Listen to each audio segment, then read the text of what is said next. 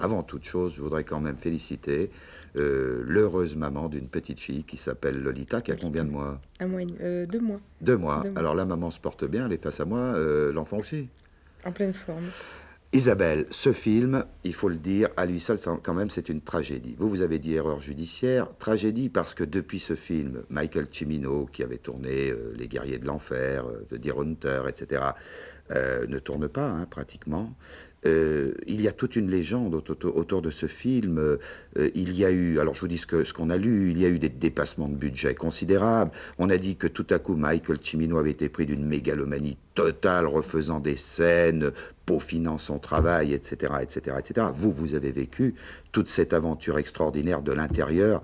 En fait, ma question est simple, que s'est-il passé? Bon, c'est vrai, si vous voulez, qu'il y a eu un dépassement de budget considérable.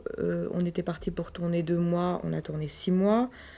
C'est vrai que Michael Cimino s'est peut-être un peu, à un moment donné, emballé. Et que, je crois qu'il a toujours contrôlé la machine, mais je crois qu'il s'est retrouvé avec un jouet extraordinaire et qu'il avait envie de jouer avec jusqu'au bout.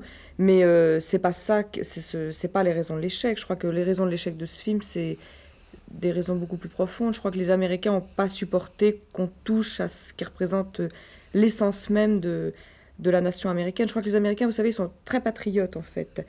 Ils peuvent être très subversifs, mais jusqu'à un certain point. Et là, le film touchait vraiment aux principes fondamentaux de ce qui a toujours fait la gloire de l'Amérique, si vous voulez. Pour une fois, pour la première fois peut-être dans un film, on disait que l'Amérique n'était pas cette terre d'accueil et de liberté qu'elle disait avoir toujours été.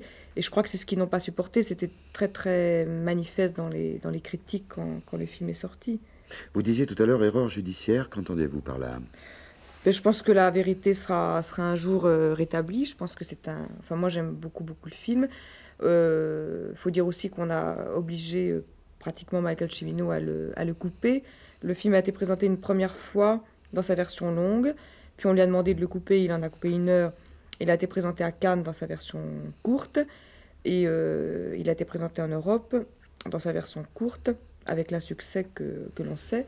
Et il est récemment ressorti à Londres, il y a 2 ou 3 mois, dans sa version longue. Et il connaît un grand succès à nouveau. Les critiques sont même revenus sur ce qu'ils ont dit. Et je pense que ça prendra encore plusieurs années, mais qu'on redécouvrira que c'est un grand film. Alors dans la version où il a été présenté à Cannes, j'étais cette année-là, c'est en 1981, j'étais du jury. Je peux vous dire qu'il y avait beaucoup de partisans de ce film au sein du jury.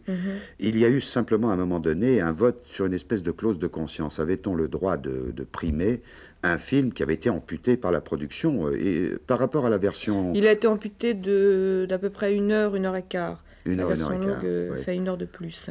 Oui, c'est un film que vous aimez bien, hein?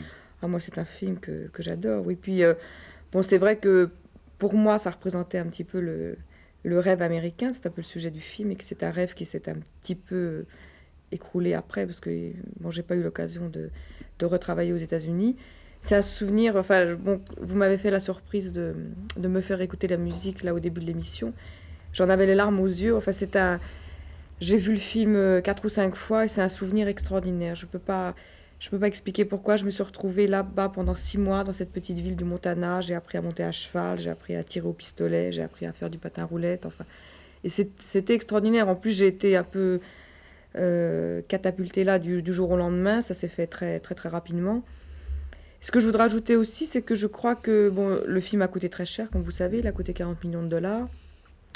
Et c'est vrai que c'est le sujet plus le budget que les Américains n'ont pas supporté. Il y avait une critique très symptomatique quand le film est sorti dans le Newsweek, je crois, dans le Times. Il y a un critique qui disait que c'était inadmissible de dépenser 40 millions de dollars pour artistic self-indulgement, bon, uniquement pour des raisons artistiques. Moi, je répondrai à ça qu'en Europe, c'est presque la seule bonne raison qu'on ait de dépenser 40 millions de dollars. Les Américains ont une conception du cinéma qui est avant tout entertaining. Pour eux, c'est avant tout du divertissement, c'est pas de la culture. Je crois que c'est un concept plus européen, cette idée du cinéma associé à la culture. C'est un concept qui commence à émerger aux États-Unis, mais au départ, le cinéma américain, c'est avant tout de distraction. Et je pense qu'il y a eu des films dans l'histoire du cinéma qui ont coûté 40 millions de dollars, qui ont été des échecs, mais ils n'avaient pas ces exigences et Oui. ils ont été moins punis.